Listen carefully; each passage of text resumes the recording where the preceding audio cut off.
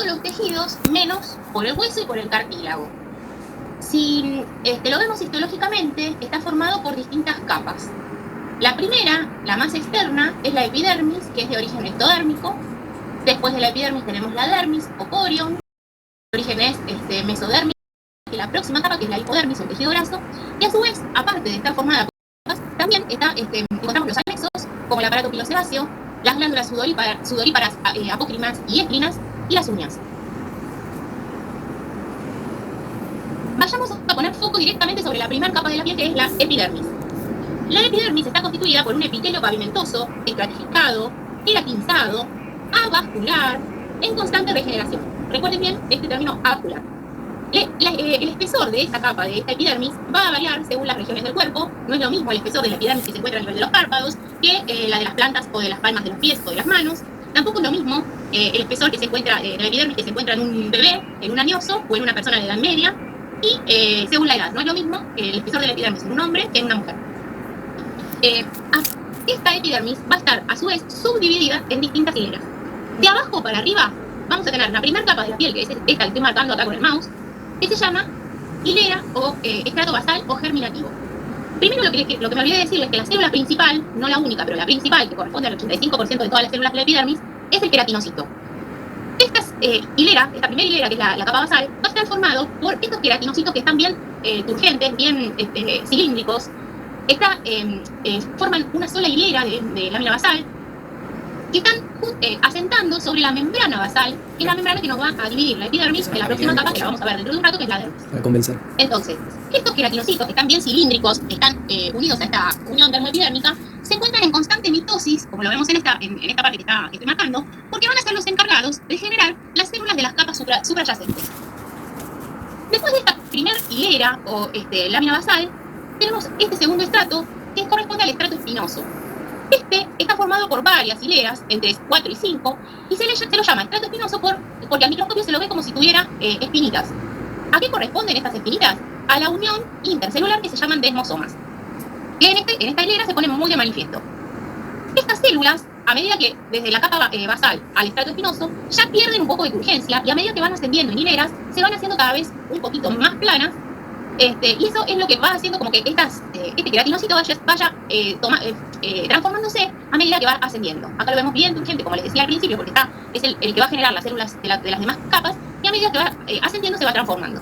Entonces, la segunda capa de la epidermis es el estrato espinoso porque se ven los desmosomas, y está formado por entre 4 o 5 hileras. Asciende y pasamos al próximo estrato, que es el granuloso. Como lo vemos acá, este queratinocito cada vez se va aplanando más, y en este estrato adquiere lo que se llaman gránulos de querato y halina, que después le van a ser útiles para generar la próxima capa, que es el estrato córneo. Si ustedes miran, el núcleo de las células cada vez se va haciendo más plano, y hasta en este estrato, que es el granuloso, que corresponde a este tipo de células, cargado de estos gránulos de querato y halina, para formar la próxima capa de la piel, de la epidermis, que es el estrato córneo, en donde, si miramos, son varias hileras de células que ya no contienen núcleo. Es esta. Son anucleadas, apiladas, y biológicamente están muertas. Estas son las células que todos los meses se va descamando. Entonces, como les decía, la primera capa de la piel es la epidermis. La célula más importante de la epidermis es el queratinocito. Corresponde más o menos al 85% del total de las células. No es la única. Ahora vamos a ver al resto de las células que forman parte de la epidermis. La función principal de este queratinocito es formar las células de las capas suprayacentes y, sobre todo, la generación de esta última capa, que es la capa córnea, que desde el punto de vista anatómico está formada por queratina. Y recuerden que estas células que forman la capa córnea son biológicamente muertas. Esta queratina le va a dar la estructura a la piel, que forma parte del citoesqueleto. Tocan timbre en mi casa, ya vengo.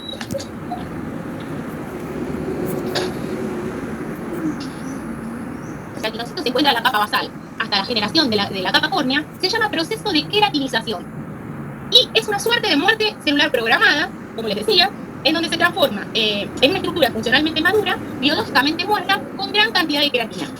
Para que este queratinocito de la capa basal, turgente y con un núcleo bien vivo, hasta la generación de la capa córnea anucleada, llena de queratina y biológicamente muerta, este proceso tarda más o menos 28 días. Es decir, desde acá pasa más o menos un mes para esta transformación, 4 semanas.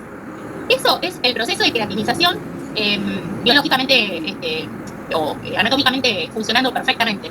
Pero hay patologías en donde este proceso de queratinización se ve alterado, y una de ellas es la psoriasis. En la psoriasis, este proceso de queratinización que se da generalmente en 4 semanas, 28 días, en esas placas de la psoriasis se dan 7. Es por eso que la lesión que se ve, no sé si ustedes tuvieron la oportunidad de ver una placa de psoriasis, se la ve muy roja y muy descamativa.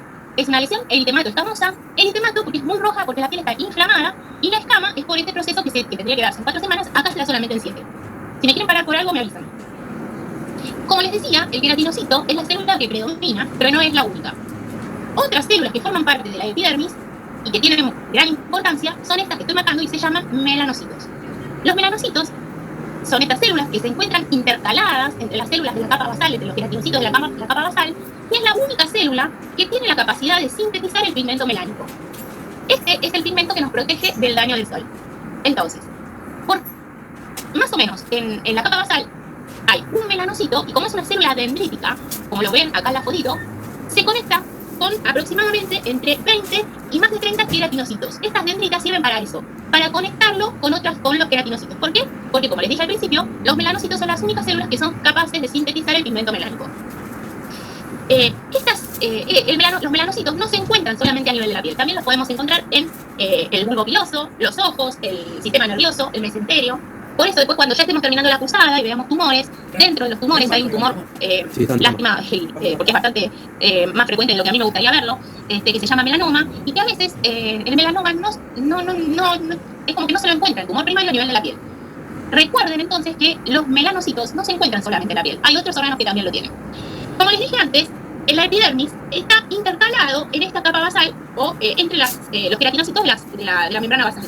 Y como son células dendríticas, se conectan con estos queratinocitos y le transfieren este pigmento melánico que se acumula en estos organelajes que tienen adentro, que se llaman melanosomas. Entonces, estos melanosomas tienen una enzima, que es la tirosina, que transforma la dopa en melanina, y una vez que se cargan con melanina, viajan a través de estas dendritas y transfieren este pigmento melánico a los queratinocitos.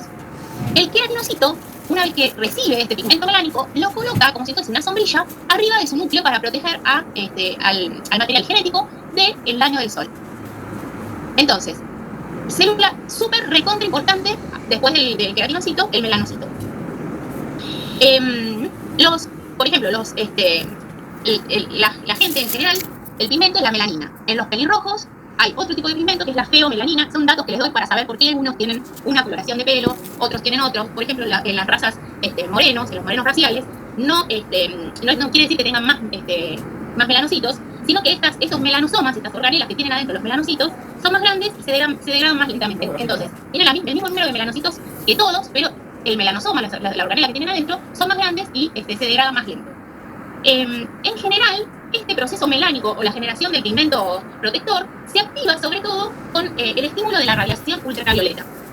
El sol es el primer estímulo para la generación de este pigmento melánico.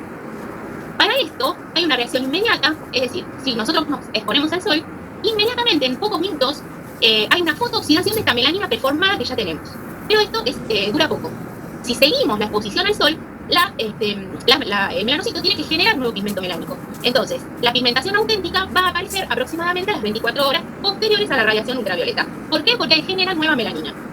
Como les dije, el principal estímulo para la generación del pigmento melánico es la exposición solar, pero no es la única. Por ejemplo, algunos traumas físicos, procesos inflamatorios, hormonas, los estrógenos son estímulos para los estrógenos, la progesterona, la testosterona, son estímulos para la generación del pigmento melánico. Pero recuerden, el principal es la exposición solar. Otra célula que se encuentra dentro de esta primera capa, que es la epidermis, entonces ya nombramos al queratinocito como la principal, al melanocito como la segunda en importancia. La tercera sería la célula de Langerhans, que también es una célula dendrítica y que tiene unos granulomas, unos granulitos que tienen la forma de raqueta. Estas células tienen como función ser como un macrófago modificado. Entonces forman parte del sistema inmunológico, del sistema inmune. La próxima célula que también se encuentra dentro cercana a los queratinocitos de la membrana basal es la célula de Merkel, que también tiene prolongaciones dendríticas y se lo considera un mecanoreceptor táctil. Entonces, aparte hay linfocitos, macrófagos, pero estas son las células principales de la epidermis. Entonces, para repasar, primera capa de la piel, epidermis, se subdivide en el estrato basal, que es una única hilera de queratinocitos, espinosa, más de una hilera, granulosa y el estrato córneo. ¿Cuánto dura el queratinocito de la capa basal en transformarse en estrato córneo? Más o menos 28 días, 4 semanas. Hay patologías que aceleran este proceso de queratinización. Hay otras células como los melanocitos que son muy, muy importantes porque son las únicas generadoras del pigmento melánico. Después hay macrófagos modificados y células que permiten todo lo que es la parte táctil. Repaso de la epidermis, pasamos, después de la epidermis viene la membrana basal que va a separar a esta primera capa de la piel, que es la epidermis, de la próxima, que es la dermis o corio. Entonces, esta sería la capa, la epidermis que recién terminamos de ver. Esto que estoy marcando así con el mouse es la membrana basal. Como les dije al principio, la epidermis es avascular. Entonces, necesita de los vasos sanguíneos de la próxima capa para oxigenarse y nutrirse. Para esto, esta membrana basal es ondulada porque va a permitir una mayor superficie de contacto entre las dos capas. Entonces, esta membrana basal hace que la próxima capa de la piel, que es la dermis o corium, se divida en una dermis papilar, que es esta parte, la que está justamente en íntimo contacto con la epidermis, y que tiene así como esta forma de dedo de guante, y que se llama dermis papilar, y la dermis reticular, que es la más profunda y la que está más cercana a la próxima capa que vamos a ver, que es la hipodermis. En general, esta dermis, dividida en dos, papilar y reticular, como les anticipé, le otorga nutrición y oxígeno a la epidermis. También va a tener un espesor distinto según las distintas regiones del cuerpo y según la edad. Y como todo tejido conectivo, va a tener tres componentes fundamentales: células, fibras y sustancias fundamentales. Como en la epidermis la célula principal era el queratinocito, acá en la dermis la célula principal es el fibroblasto. Es este que estoy marcando acá con el mouse. Es las células más numerosas, pero no las únicas. La función principal del fibroblasto es la generación de la fibra. Yo dije que como todo tejido conectivo, la dermis necesita células, fibras y sustancia fundamental, y esta es la célula encargada de la generación de estos materiales. Entonces forman las fibras de colágeno, las fibras elásticas y también la sustancia fundamental o matriz extracelular. Esta es la célula, digamos, la que todas las mujeres, varones también, porque pero más por ahí las mujeres le damos importancia con el paso del tiempo, porque bueno, con el paso del tiempo se va perdiendo todas estas sustancias que estoy diciendo, empiezan a aparecer las arrugas, la flacidez, y es a la que todas le apuntamos para estimularla. El fibroblasto entonces es la célula estrella de la dermis y, como les anticipé, genera fibras de colágeno. Tenemos sobre todo dos tipos de colágeno en la dermis. El colágeno de tipo 3, que es un colágeno delgado, que se va a encontrar sobre todo en esta parte que es la dermis papilar. ¿Y por qué les anticipo que es un colágeno delgado? Porque este colágeno, al encontrarse más cercano a la epidermis, permite que el traspaso de los nutrientes y del oxígeno a esta capa que es vascular. En cambio, el colágeno que le da más estructura a la piel es el colágeno de tipo 1. Entonces, el colágeno de tipo 3 es el más finito, para decirlo de alguna manera, y es el más cercano a la epidermis, y el colágeno de tipo 1 es el más grueso, más estructural, y es el que va a estar más cercano a la hipodermis. Y a su vez le va a dar rigidez, resistencia a la tracción y estructura a todo lo que es la piel. Esta es una de las fibras que genera el fibroblasto. La otra tipo de fibras es las fibras elásticas, que corresponden al 2% del total de las fibras de la dermis, que se van a entremezclar con las células y con las fibras de colágeno. Son finas, son ramificadas, están plegadas, por eso es como si fuese un elástico real, plegadas en sí misma, y esto lo que va a permitir a la piel es que pueda retornar cuando uno estira la piel o cuando hay una tracción o pasa algo, la piel por medio de estas fibras puede retornar a su estado original. Con el paso del tiempo, como les decía, estas fibras se van perdiendo, entonces empieza a haber flacidez, las fibras de colágeno tampoco están fuertes y se empieza como a formar arrugas. También las fibras elásticas son las encargadas de, cuando se rompen, de la generación de las estrías. Así que bueno, esta es la parte visible en la consulta de esta parte de la estructura de la piel. También dijimos que forma la matriz extracelular o sustancia fundamental, que es como una sustancia gelificada, amorfa, que es lubricante y que tiene como también función absorber traumas, y es donde están inmersas todas estas fibras y células. Bueno, no sé si hay algo que quieran preguntar, si se van acordando de las cosas, o ¿todo bien por acá? Bien. En esta parte es cuando se almacena, cuando esta región de la piel, esta parte de la estructura de la piel puede almacenar líquido, puede ser reservorio, tanto de agua como de electrolitos, y a veces se gelifica, se forma una sustancia que se llama mucina, y esto es después lo vamos a ver cuando veamos las mañanas, por ejemplo, las urticarias, en los micedemas, o cuando veamos más adelante las manifestaciones cutáneas de las enfermedades sistémicas, por ejemplo, en la patología tiroidea, esta generación de, cuando se almacena esta sustancia gelificada que genera esta cara que se ve como abotagada, como con bolsas a veces. Yo les muestro o les relaciono esta parte tan histológica con la parte que se ve en la consulta, como para que sepamos de dónde vienen las cosas. Entonces, ya vimos la primera capa de la piel, que es la epidermis, vimos la segunda capa de la piel, que es la dermis. Recuerden que la dividíamos en papilar y en reticular.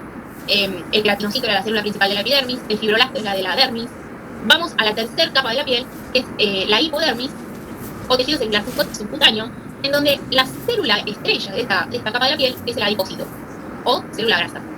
Estos adipocitos van a estar organizados, para decirlo de alguna manera, y contenidos a su vez por unos tabiques que generan por unos tabiques fibrosos que generan lobulillos, y a través de estos tabiques fibrosos, de tejido fibroso, van a pasar todo lo que son los nervios, los vasos sanguíneos, tanto venosos, arteriales y linfáticos. La función que tiene esta capa de la piel, es decir, la hipodermis, es el almohadillado, actúa como aislante del frío y también es reservorio de energía frente a la lluvia. Como les decía, a través de este tejido fibroso que forma el lobulillo, ingresa todo lo que es la parte vascular, arterial, venosa y linfática y los nervios. Y lo hacen formando plexos, es decir, un paquete vascular más profundo, otro más superficial, unidos por vasos comunicantes. Y a través de este tejido fibroso también ingresa la parte nerviosa que va a llegar hasta las papilas dérmicas y que va a transformar a la piel en una gran antena del cuerpo.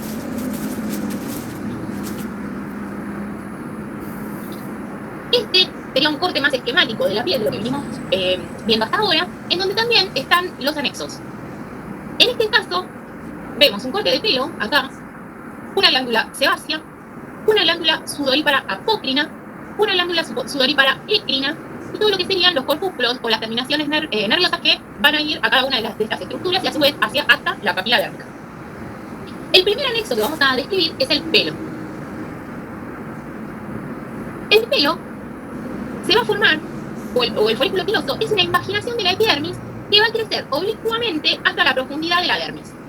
En la profundidad de la dermis se ensancha y forma lo que se llama el bulbo, que sería esta parte, el segmento del pelo más profundo, es el bulbo, que se ensancha y alberga a lo que se llama matriz.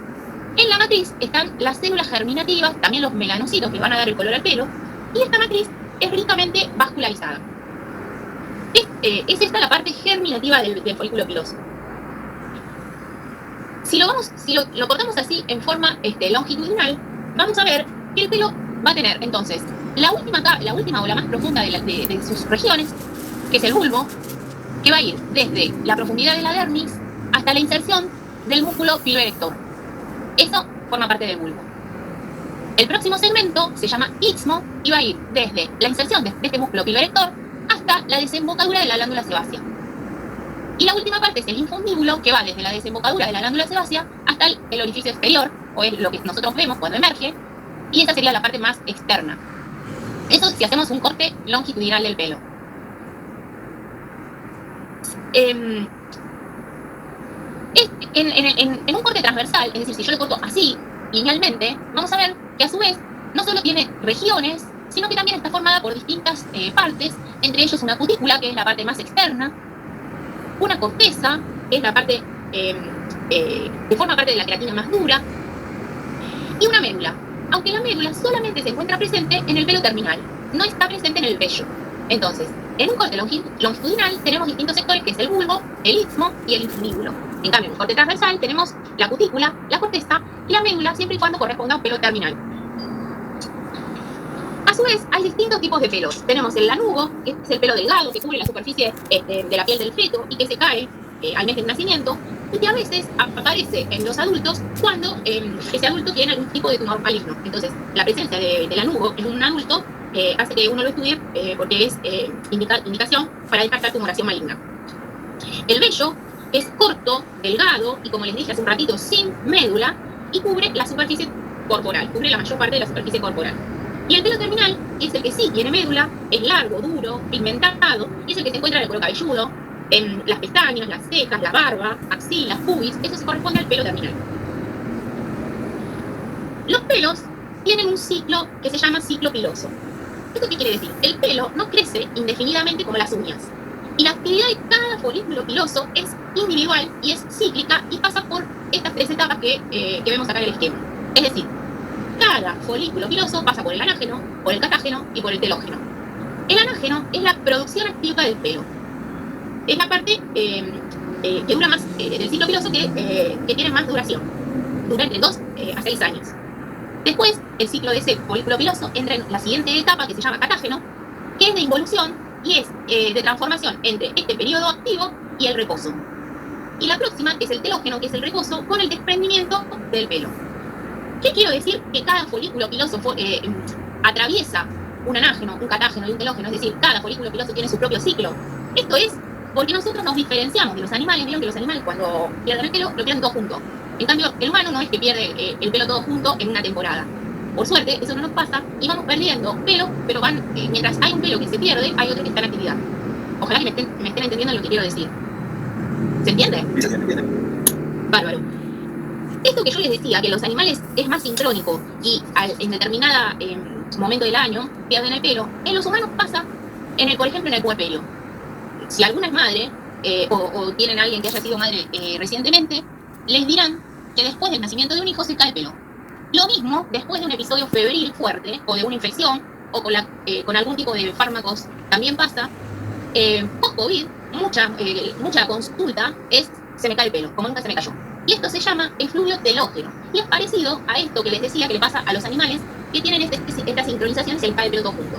Entonces, en los humanos esto pasa con determinadas características. Recuerden, el puerperio es algún proceso infeccioso, el febril sobre todo, algunos fármacos hacen que se genere esto que se llama efluvio telógeno. Se caen los pelos en forma todo sincrónico.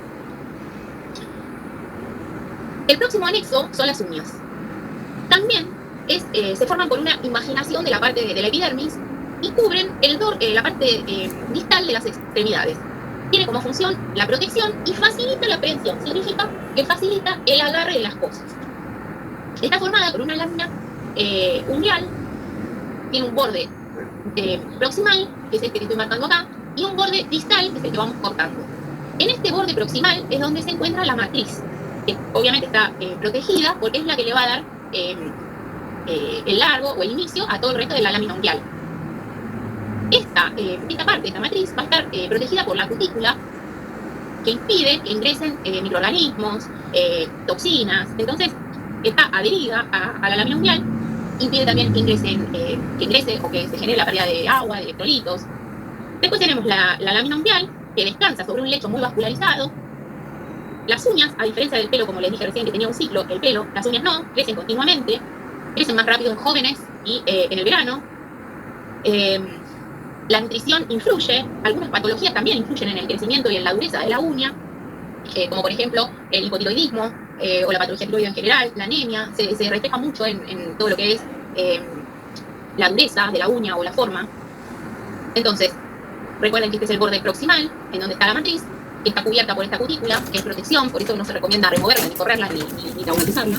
Un borde distal que es el que vamos cortando, y en líneas generales, después igual lo vamos a ver cuando veamos infecciosas, la onicomicosis, en la mayoría de los pacientes, comienza en este borde, en el borde distal, y va ascendiendo hacia el borde proximal.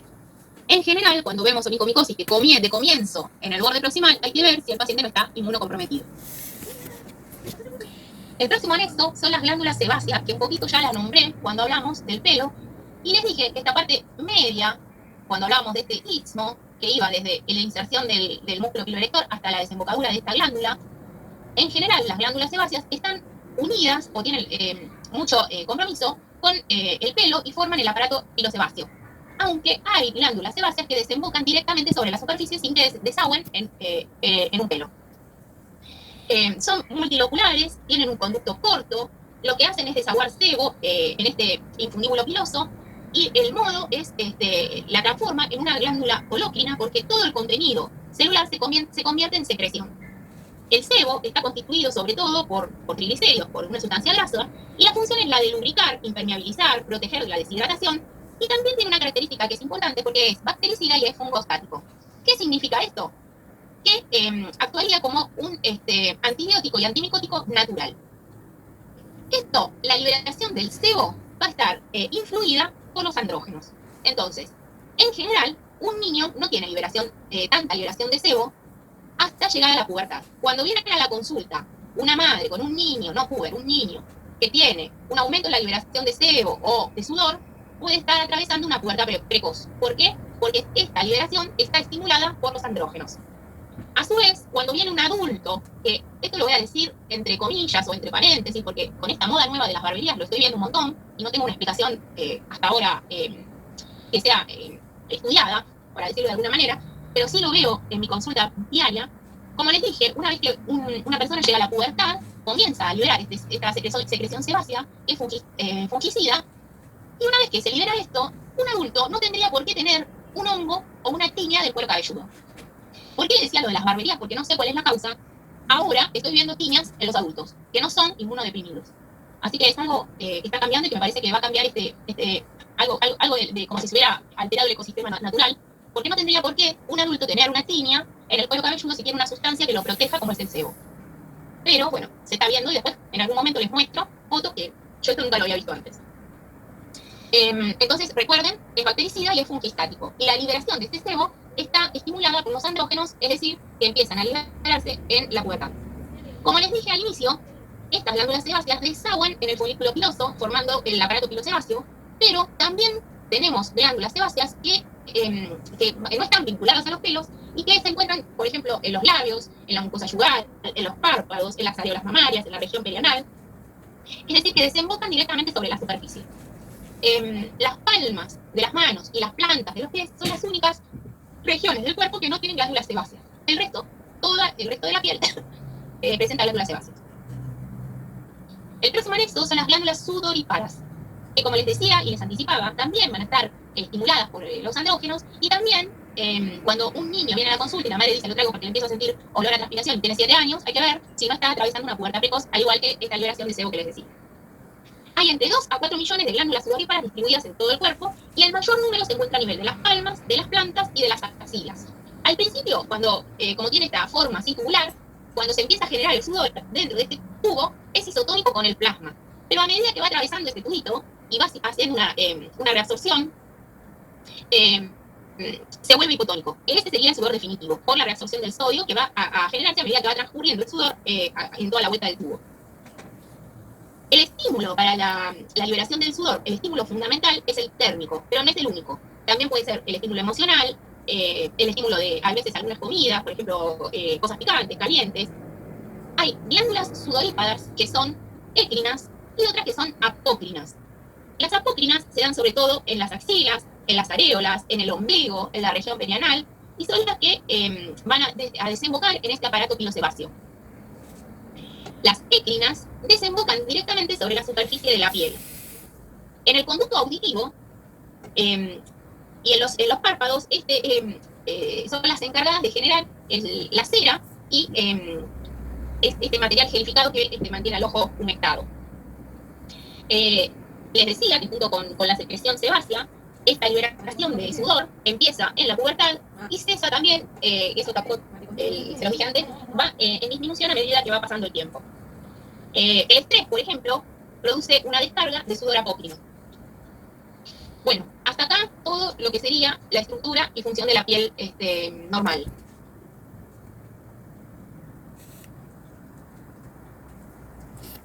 ¿Hay alguna duda? ¿Hay alguna pregunta? ¿Algo que no se haya entendido? ¿No? Yo solamente quiero decir, cuando dijiste lo del hongo en el cuero cabelludo, es que a mí también me pasa que veo muy seguido que hombres que tienen ahí la falta de pelo. Falta de pelo es otra cosa, ¿eh? Falta de pelo sería una alopecia areata. Yo hablo, a ver, te las voy a mandar, por ejemplo, al grupo, a ver si yo a mis pacientes les saco fotos, muchos. Y lo que estoy viendo ahora es algo como esto, que no tendría que darse en un adulto, a ver si lo encuentro. Esto. En un adulto y uno competente, ¿no? Porque cuando uno empieza con todo lo que es, ¿dónde estamos acá? Les estoy mandando fotos de esta consulta, por lo menos en la semana, tienen 10 personas, y sobre todo varones, con esto. ¿Lo ven? Yo no veo nada. ¿No lo ves? Lo mandé al grupo. Ah, el grupo no, ahí no. Al grupo de WhatsApp. Esto no se veía antes de la moda de las barberías. Ah, claro, yo pensé que hablabas de donde le faltaba en una zona del cuero cabelludo. No, eso es alopecia areata, que después lo vamos a ver en algún momento, y si no lo vemos dentro de hacerme acordar y te digo de qué se trata, porque eso es re frecuente, y ahora si querés te mando algunas fotos que tengo. Yo estoy hablando de esto, que no tendría por qué estar presente en un adulto inmunocompetente que tiene una liberación de sebo estimulada por los andrógenos y que empieza a ser fungistático, y que, porque si uno naturalmente genera una sustancia antihongos, ¿se entiende lo que quiero decir? ¿Cuál es la causa? ¿O por qué se está viendo tanto ahora? Con esta moda me parece, no sé si es bueno, debe ser la falta de higiene, pero a ver, si tengo alguna alopecia areata acá. Esta es una alopecia areata en recuperación, que me estás preguntando vos, Daniel Antonio. Sí. Esto es otro paciente, ¿no? Tengo más lindas, pero acá me va llenando tanto el teléfono que lo voy borrando. A ver si tengo más linda la alopecia areata. La alopecia areata, que me parece que no está dentro del temario, a diferencia de lo que yo estoy diciendo con la liberación de sebo y que lo está planteando Daniel, es cuando el paciente viene a la consulta porque de un día para el otro se le cayó un mechón de pelo que le genera como un medalloncito en el cuero cabelludo alopécico y que es completamente limpio, solamente le falta pelo. Eso se llama alopecia areata. La causa principal de aparición es por un estrés fuerte. A ver, acá hay uno.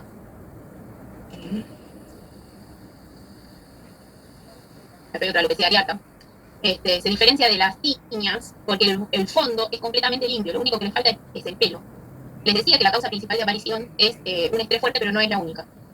Y hay que saber mirar porque a veces parece una alopecia areata y es otra cosa. Entonces, ¿te referías a eso? Sí, exactamente. Pero ¿notas la diferencia entre la foto que yo te quería mostrar y la alopecia areata? Sí, me doy cuenta. A ver si encuentro otra, porque también es una consulta muy frecuente. Así después les busco. Si les interesa ver fotos, bueno, igual lo vamos a ir viendo en el gráfico, pero si les interesa ver fotos de pacientes reales, tengo un montón.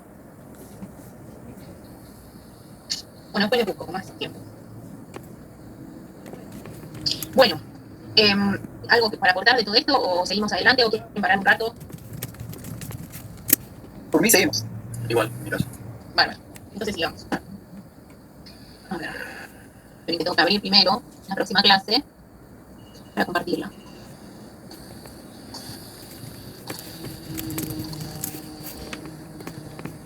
Recuerden esta clase que vamos a ver ahora. ¿Se ve? No, todavía no se ve nada. ¿No se ve? No. Parece como que usted se conectó y se desconectó. ¿En serio? Pero me escuchan, ¿no? Sí, sí, porque este me llama de señal. Sí, por eso. Ya me volví loca toda la tarde. Ahí volviste, ahí está compartiendo. ¿Estoy? Sí, sí, Bueno, se ve bien. lo que yo les quiero decir es que estén atentos a esta clase porque vamos a volver todos los días a ello. Corresponde a las lesiones elementales, que como les dije, son las lesiones cutáneas que permiten hacer un correcto diagnóstico. Es la base, o es a donde la piel obviamente, no es un librito que te viene con el dibujito y voy a tener un solo tipo de lesión. No, es la que predomina, la que me llama a decir, este paciente tiene tal cosa y la voy a encuadrar dentro de tal tipo de lesión. Para que nos entendamos, empecemos. Se dividen en primarias, secundarias, combinadas las lesiones elementales. Las lesiones elementales primarias son aquellas que asientan o aparecen en la piel sana. De repente aparece una lesión. No tenía nada y me apareció esto. Las lesiones elementales secundarias son aquellas que van a surgir de la evolución de la lesión elemental primaria, es decir, tenía tal cosa y evolucionó a esto, o asientan sobre piel alterada previamente. Y después podemos tener una mezcla de ambas, que son las lesiones elementales combinadas. Dentro de las lesiones elementales primarias, que repito, aparecen sobre piel sana, la primera es la mácula. La mácula es un sinónimo de mancha. Es una mancha que no tiene ninguna otra característica. Es decir, tiene un cambio de color, para más o para menos, pero no tiene ni relieve, ni depresión, ni modifica el espesor, la consistencia. Es solamente un cambio de color. A eso se llama mácula. Nunca más se llama mancha en la piel, se llama mácula. Entonces, importante tener una forma de expresarnos, porque cuando alguien me dice es una mácula, yo ya sé quién está diciendo. Es una mancha que tiene un color en más o en menos, pero que no tiene ninguna otra característica. La piel, el color de la piel va a estar dado por vasos sanguíneos o por pigmentos. Entonces, las máculas van a ser o vasculares o pigmentarias. Cuando prevalezca una patología que tenga una lesión maculosa, donde yo pueda detectar que la lesión elemental es la mácula, puede estar adentro de las enfermedades maculosas de la piel. Y ahí, si yo me acuerdo de esto, voy a tener un orden y un sistema que me va a permitir encuadrar a lo que estoy viendo dentro de un tipo específico de enfermedades. Eso nos va a simplificar un montón. Es como tener los cajones o el placar ordenado, que lo ordenas una vez y después vas y ya sabes dónde están las cosas. Entonces, acuérdense de tener esta estructura mental de las lesiones elementales. Como les dije, las máculas se dividen en vasculares y pigmentarias. Empecemos con las vasculares. Dentro de las máculas vasculares tenemos al eritema. El eritema es la congestión activa, la congestión arterial activa, y el que todos conocemos es el eritema solar, como el de la foto. Es una lesión que solamente tiene un cambio de color y en este caso a punto de partida vascular. Si el eritema ocupa gran superficie de la piel forma lo que se llama un exantema. El exantema, a su vez, puede ser morbiliforme o escarlatiniforme. Morbiliforme es cuando hay elementos de piel sana separados de piel que está alterada. En cambio, cuando el exantema es escarlatiniforme, es en napa, no hay piel sana. Cuando el compromiso del eritema se da a nivel de las mucosas, se llama enantema. La segunda mácula vascular que vamos a ver es la cianosis. ¿Ven? La región perioral de este bebé se la ve como azulada, violácea, y corresponde a una congestión pasiva venosa. Eso se llama cianosis. Después tenemos la isquemia, que es ya directamente la falta de pigmento a nivel de la piel, de causa vascular. Mañana igual vamos a ver máculas, vamos a ver en detalle. El ejemplo de la isquemia localizada es el fenómeno de Raynaud. Seguramente se lo deben recordar cuando hicieron colagenopatías y vieron la esclerodermia. Después tenemos malformaciones vasculares, como son las telangiectasias, como la que tenemos en la foto, o araña vascular, los angiomas, el nevo acrómico. Nevo es sinónimo de lunar, y si miran bien en esta foto, de este lado de la región tóraco-abdominal, está sin color. Entonces, generalmente esto aparece, es congénito, y cuando aparece, corresponde a lo que se llama nevo anémico, en el que hay una disminución de la parte vascular en este sector, lo que le da una ausencia de pigmento natural. Para diferenciarlo de un vitiligo, que mañana lo vamos a ver en detalle, si yo fricciono esta parte de un nevo anémico, no enrojece porque, como su nombre lo indica, no tiene vasos, es anémico. Les dije que las máculas podían ser vasculares o pigmentarias.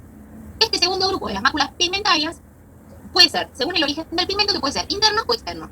Pigmentos internos tenemos la melanina, recuerden hace un ratito que hablamos del melanocito, con la generación del pigmento melánico, la hemosiderina, la bilirrubina.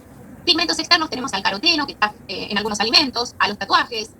Estas máculas pigmentarias las dividimos en hiperpigmentación, es decir, pigmentado en más, o hipopigmentación, es decir, pigmentado en menos. La hiperpigmentación generalizada la vemos en la enfermedad de Addison. La hiperpigmentación localizada la vemos en el melasma. Entre estas dos es de consulta frecuente el melasma.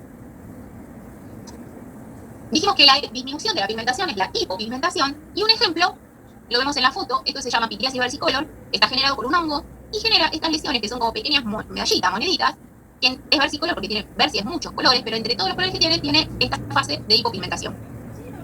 A diferencia de esto, que ya no es hipopigmentación, directamente esto es acromía. Recuerden que el prefijo a significa sin color.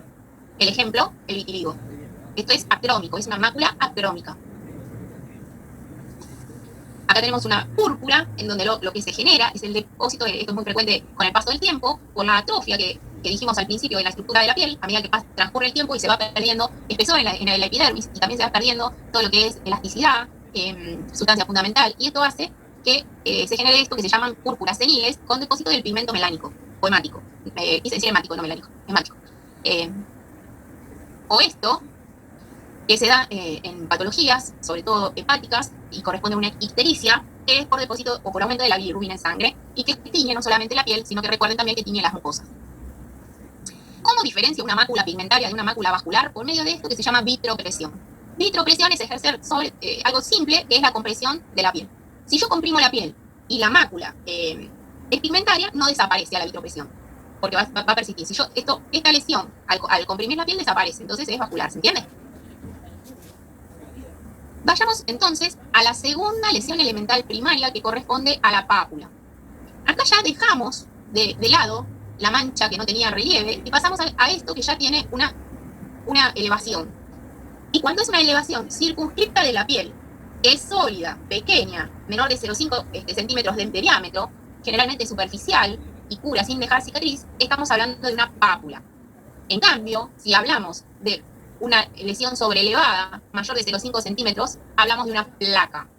Entonces ya estamos viendo tres lesiones elementales muy frecuentes. Digo, la mácula, ahora la pápula y también la placa. ¿Por qué la piel se puede sobreelevar? Puede ser por un aumento de la celularidad, del número de células, o por un aumento de líquido, es decir, por un edema. Dependiendo de dónde se encuentran estas pápulas, las podemos dividir en pápulas epidérmicas, es decir, que están en la primera capa de la piel, son bien superficiales, y el ejemplo son las verrugas planas. Las pápulas dérmicas, que están en la segunda capa de la piel, pueden estar generadas por aumento de líquido, y el ejemplo es la urticaria. O por un aumento en el número de células y el ejemplo es las pápulas palmoplantares de la sífilis. También podemos tener una mezcla de las dos capas de la piel y ser una pápula dermoepidérmica y el ejemplo es el líquen plano. O una sobreelevación, una pápula que compromete los folículos pilosos y el ejemplo es la queratosis folicular. En cambio, si tenemos una sobreelevación mayor de 0,5 centímetros, estamos hablando de una placa y el ejemplo es la erisipela. La próxima lesión elemental primaria es el nódulo. Es una lesión de consistencia sólida entre 0,5 a 1 centímetro y que se caracteriza por ser profunda, es decir, porque asienta a nivel de la hipodermis. En general, si no tiene compromiso a nivel de la epidermis, es decir, si no vemos una alteración a nivel de la primera capa de la piel, esta lesión llamada nódulo es más palpable que visible. Es decir, yo lo toco y siento como que abajo es como un hiper, abajo hay más. La próxima lesión elemental primaria es la vegetación. Hay una proliferación, ¿se acuerdan cuando yo les dije que el corte de la piel a nivel de la dermis, teníamos una dermis papilar y una dermis reticular? Si estas papilas dérmicas proliferan más allá del plano y ascienden más allá del plano normal de la piel, forman esto que se llama vegetación y es la lesión elemental de las verrugas. También de los condilomas, que después lo vamos a ver. La próxima es el tubérculo. El tubérculo está entre la mitad del camino, no es ni una pápula, porque es un poco más grande, ni es un nódulo, porque no está tan profunda. Está a mitad del camino entre estas dos lesiones elementales. No tiene resolución espontánea, generalmente puede ser aguda o crónica, y cuando cura deja cicatriz, porque como les decía, está bastante profundo, no tiene la profundidad de un nódulo, pero está más allá de la membrana basal. Y esto es algo que me olvidé de decirle cuando hay una lesión que atraviesa la membrana basal. ¿Se acuerdan la membrana basal? Que eran las células, los queratinocitos bien turgentes que estaban cercanos a la capa basal de la epidermis. ¿Se acuerdan hace un ratito que yo nombré eso? Si hay una lesión que atraviese esos queratinocitos de la capa basal, la respuesta va a ser una secuela cicatrizal. Es decir, que esa membrana basal se va a ver alterada, entonces no va a reconstituir la piel ad integrum. En cambio, si la lesión no llega hasta la membrana basal, hasta la capa basal, cura sin dejar cicatriz. En este caso, no tiene resolución espontánea y atraviesa la membrana basal, entonces va a dejar una cicatriz o atrofia. Los gomas es un tipo especial de nódulo que tiene como característica un periodo evolutivo que pasa por un periodo de crudeza, reblandecimiento, ulceración, evacuación y reparación cicatrizal. Es decir, se llama goma a un tipo de nódulo que pasa por todos estos estadios. Y los ejemplos los tenemos en la TBC cutánea, en la lepra, en el eritema nodoso. La próxima lesión elemental primaria es el tumor. Recuerden que decir tumor no estoy hablando solamente de malignidad, sino que estoy hablando, podemos hablar de tumor benigno, es decir, que no tenga células atípicas. ¿Por qué hablo de tumor? ¿O por qué digo tumor cuando veo determinada lesión elemental? Porque es una neoformación que no es inflamatoria, puede ser superficial o profunda, con un tamaño variable, puede tener contenido sólido líquido, y que tiene como tendencia persistir o crecer indefinidamente. Esa es la característica de un tumor. Ahora, el tipo de células que formen parte de este tumor me va a dar la estirpe, me va a decir si estas células tienen atipia o no. Y si la tienen, ahí ya estamos hablando de algún tipo de tumor maligno. Estos, por ejemplo, son tumores malignos. Este es un tumor benigno, se llama fibroma en pastilla y es tejido cicatrizal. Y estos son distintas variedades de un tipo de tumor que se llama epitelioma vasocelular. Y después lo vamos a ver. La próxima lesión elemental primaria es la vesícula. La vesícula es una cavidad multilocular con contenido líquido. En general tiene menos de 5 milímetros. Este contenido líquido puede ser seroso, hemorrágico, purulento, pero la característica de la vesícula es que es multilocular, es decir, usan muchas cavidades pequeñas. Según la etiología y el mecanismo de formación de esta vesícula, podemos estar hablando de vesículas generadas por la esponjiosis, como se da en esta primera foto, con la característica que se da, la lesión que la genera, que es el eczema, en donde lo que se genera es un edema que hace rotura de las uniones intercelulares. En esta ya hay vesículas generadas por un edema intercelular y necrosis, es decir, el líquido es entre las células, y el ejemplo es la dermatitis de contacto, o cuando se produce las vesículas por degeneración balonizante, es decir, por una alteración en la forma de las células, y el ejemplo es el herpes. Estos son ejemplos de vesículas. A diferencia de la ampolla, que es una cavidad unilocular con contenido líquido, que en general es mayor de 0,5 milímetros. Entonces, recuerden la vesícula multilocular, ampolla unilocular. En la ampolla hay dos mecanismos de formación. La ampolla se puede dar o por despegamiento o por acantólisis. Por despegamiento, el ejemplo es el que vamos a ver, el ejemplo de este despegamiento superficial en la foto es el impétigo, después lo vamos a ver con infecciosas, en donde lo que se despega acá es el estrato córneo, ¿se acuerdan? La capa córnea, la que era acelular, del resto de la piel. O, si se produce un despegamiento profundo o subepidérmico a nivel de la capa basal, el ejemplo, o lo que estamos viendo en la foto, les adelanto, se llama dermatitis herpetiforme, y se da por este despegamiento a este nivel de la piel.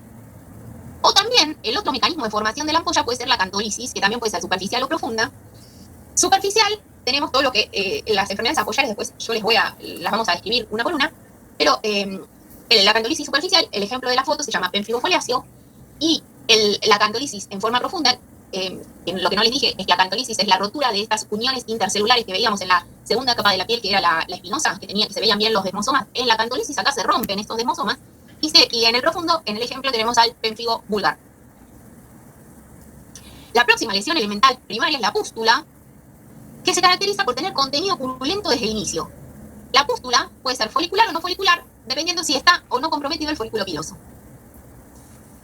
Después tenemos la escama, que son estas laminillas de capa córnea que se van desprendiendo espontáneamente. Y recuerden cuando yo les dije ese proceso de queratinización que se daba entre 4 semanas y 28 días, en algunos pacientes se da en 7, como por ejemplo en la foto, y generan esto que es una descamación permanente, y en este caso es una psoriasis del cuero cabelludo. Y que se da por este proceso de queratinización acelerado en esta área.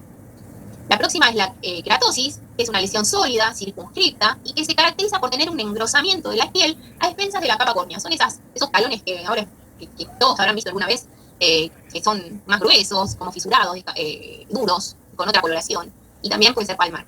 Se llama hiperkeratosis. Hasta acá, las lesiones elementales primarias, es decir, lesiones elementales que asientan sobre piel sana. Nombramos una por una, y a partir de mañana vamos a agrupar a las patologías cuando tengan más de estas lesiones. Por ejemplo, mañana vamos a ver enfermedades maculosas y enfermedades papulosas. Ahora vamos a ir directamente a las lesiones elementales secundarias. ¿Por qué secundarias? Porque venían de una lesión elemental primaria, es decir, un proceso evolutivo, o porque asentaban sobre piel enferma. Compartimos la escama, porque la escama, como lesión elemental secundaria, es cuando sigue a una lesión, por ejemplo, a una eritematoveziculosa, a un proceso de secación, por ejemplo, de esa escama. Cuando veamos las eritematoveziculosas se van a dar cuenta de lo que estoy diciendo, que una de las fases de reparación de esa piel es la escama. La próxima lesión elemental secundaria es la costra, en donde, como vemos en la foto, hay como un proceso de desecación de la serosidad, pus, sangre. Eso es una costra.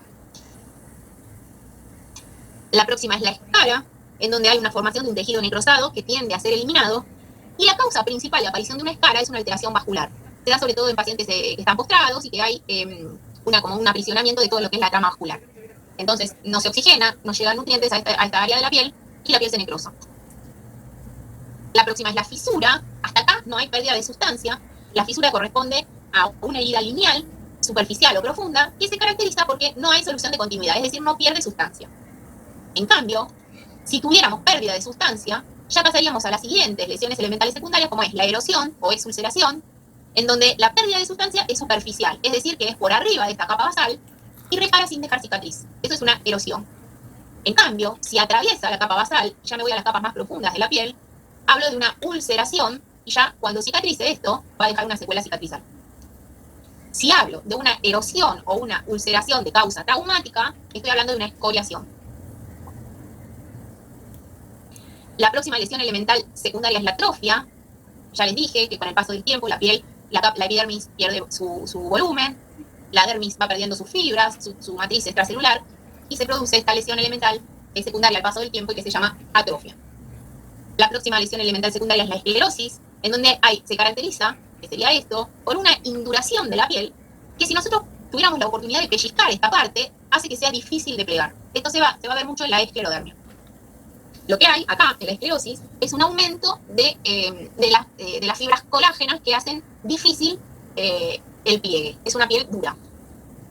La próxima lesión elemental secundaria es la liquenificación y corresponde a un aumento en la coloración, en el cuadriculado y en el espesor de la piel, y la causa principal de generación es el rascado crónico. Una lesión que pica y pica durante mucho tiempo produce liquenificación.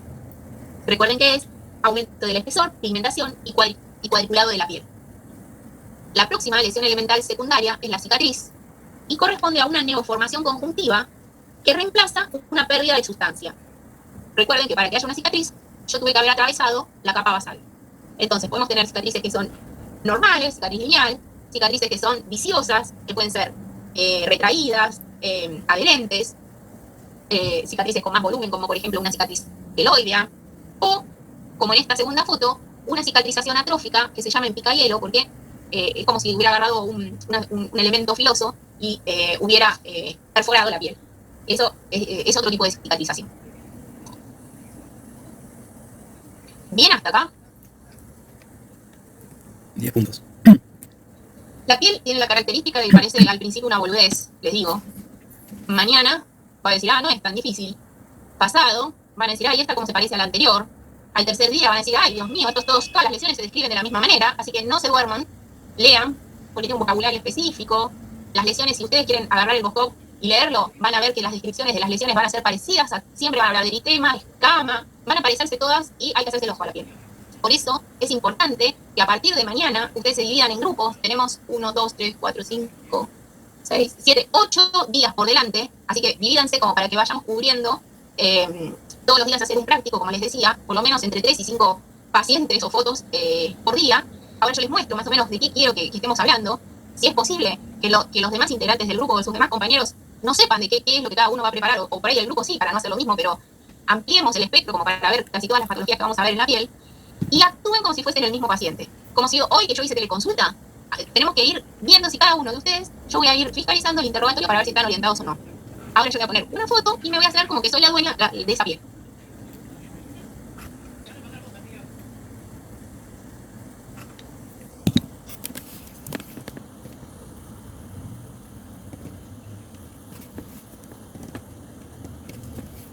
Lo que quiero, antes de poner la foto, es que esto va a ser lo más parecido a una consulta, en este caso virtual. Así que yo voy a ser el paciente, ustedes van a ser el médico y me van a recibir como si fuese el propio médico. No quiero que nadie me diga esto es esto. Quiero que me pregunten, que orienten, porque no todos ustedes van a estar pensando en lo mismo. Y el que me diga el diagnóstico, ahí le voy a tomar oral, directamente al final. Así que no me digan diagnóstico. Me tienen que decir dentro de qué enfermedades. A partir de mañana me tienen que decir, es una enfermedad maculosa, doctora, me parece que es una maculosa. Me parece que es una maculosa con falta de pigmento. Me parece así, ¿entiendes?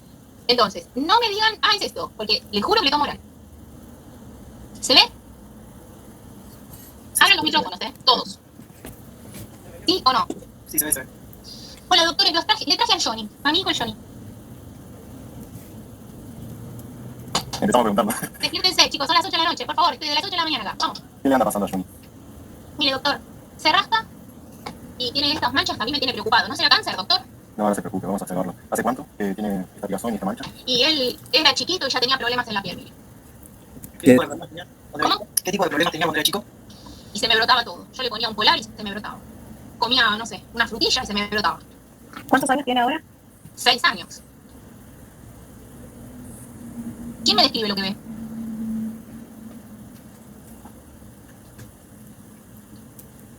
Se ve una lesión macular pigmentaria. Pigmentaria, bien. Por ahí se ve un poquito más. Y parece mayor a 5 centímetros, de bordes difusos, ¿puede ser? Y la compañera primero dijo maculosa. Vos ahora decís mayor de 5 centímetros, ya me estás hablando de otra lesión elemental. Pero es un pliegue, ¿no? ¿La rodilla? Es un pliegue, es el pliegue de la rodilla, exacto.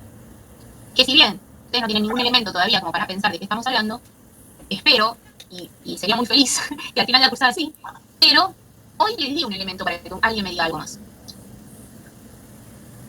¿Puede ser que sea medio cuadriculada? ¡Epa! A ver, ¿qué más ves? Aumento la coloración en el espesor, el cuadriculado, ¡Epa! Bien, estado crónico. ¿viste?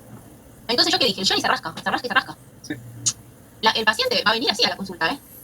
Va a decir, doctora, esto lo tiene desde siempre, se le va, viene, se rasca, y le mirás, ¿y qué? ¿Alguno se acuerda el nombre de esto? ¿Lignificación? ¿A qué corresponde la liquenificación? Lesión secundaria, alimentaria secundaria. Perfecto. Entonces, eso es lo que yo quiero, ¿me entienden? Pregunta, ¿es mácula o algo? No se dice mácula. No es una mácula, porque la liquenificación tiene un aumento del espesor, cuadriculado y coloración de la piel. No es solamente una alteración en la coloración, ¿entendés? Una mácula es una alteración en la pigmentación, para más o para menos. Pero acá ya tenemos un aumento en el espesor también, y del cuadriculado. ¿Se entendió? Sí. Entonces, lo que yo quiero es que mañana uno sea la foto Y los demás le vayan preguntando y le vayan orientando y vayan diciendo. A medida que tengamos más elementos, me van a decir, corresponde a una enfermedad maculosa. Corresponde a una papulosa. ¿Por qué? ¿Qué síntomas tendría? ¿Qué le pediría? ¿Qué harías? ¿Qué diagnóstico? ¿Qué diagnóstico diferencial? ¿Cómo lo tratás? A medida que vaya transcurriendo la cursa vamos a tener más elementos como para ir haciendo todo esto. ¿Se entiende? Sí.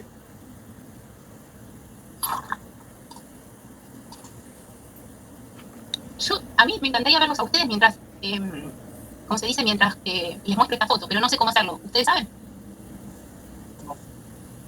¿No? Yo no tengo para ver, pero me parece que podés elegir poder ver las dos solapas o algo así. Cuando querés compartir la imagen. Bueno, Entonces te podés ver. ahora puse esto. Ahora después la próxima hago así. Yo vengo, doctora, porque a mí me salió esto. ¿Hace cuánto le salió? Y mire, doctor, esta me salió ayer, pero desde la semana pasada que me vienen saliendo. ¿Solo tiene esa o tiene en algún otro lugar? En algún otro lugar que tengo, pero ahora tengo esta para mostrarle. ¿Quién me lo describe? Bien. ¿Quién me lo describe? ¿Es una cavidad unicular? Unilocular. Mira. Cavidad unilocular, dijo ella. ¿Qué tiene? Con contenido líquido. Contenido líquido. ¿Se la ve flácida? No. No. Esa es otra característica. Bueno, después cuando veamos las enfermedades de este tipo lo vamos a saber diferenciar. Parece mayor a 5 milímetros. Entonces, ¿qué es? ¿Una lesión alimentar primaria o secundaria? Es mala. Es una lesión alimentar primaria y corresponde a Una ampolla. una ampolla. Y en este caso, ¿cuál podría ser la causa? Que le salieron varias. Y hay enfermedades ampollales. Claro. La vamos a ver el miércoles. A ver, Pero eso no explica, no nada, o depende cuál sea la causa, sí. sí, tiene un montón de clínica. A ver, ella me dijo compartir ¿compartir qué? Esto que ahora. ¿Una pestaña? ¿Me dijiste? Sí, yo creo, ahora estoy con el celu y no tengo la compu prendida, pero hay una parte en la que te dice que puedas elegir está la opción de pestaña, pantalla compartida. ¿Lo ves por algún lado cuando vas a poner a compartir el documento? Mira, toda tu pantalla, una ventana, una pestaña, dice. Pero va a poner una de esas es. Una ventana es la que vengo haciendo. Y yo ahí los dejo de ver a todos. Aparecemos, claro. Ahora, si toco una pestaña, me aparecen varios ítems y no sé qué es. Pero bueno, mañana lo vamos a... Yo le agarro la compu y me fijo bien cuál es. Pobre. Bueno, doctores, vengo porque tengo esto hace un día. Dale, chicos, activen. ¿Es la primera vez o ya le viene saliendo? No, la verdad que me sale cada 2 o 3 meses. Cuando doy un final, me sale. ¿Es una lesión dolorosa? Me pica así. ¿Sabes qué siento? Como si me ardiera, como si me hubiera raspado. Me pica todo junto. ¿Cuánto le suele durar? Y no sé cuánto, pero ponerle que una semana me dura. No te puedo, nunca lo pensé. ¿Cómo evoluciona? Empieza a sentir este ardor, esta molestia, y yo ya sé que me va a salir. Cuando voy a rendir, es fija que al otro día me sale. O sea, no tenía ninguna otra lesión antes de eso. No. Me aparece así. O me pongo al sol, también me sale.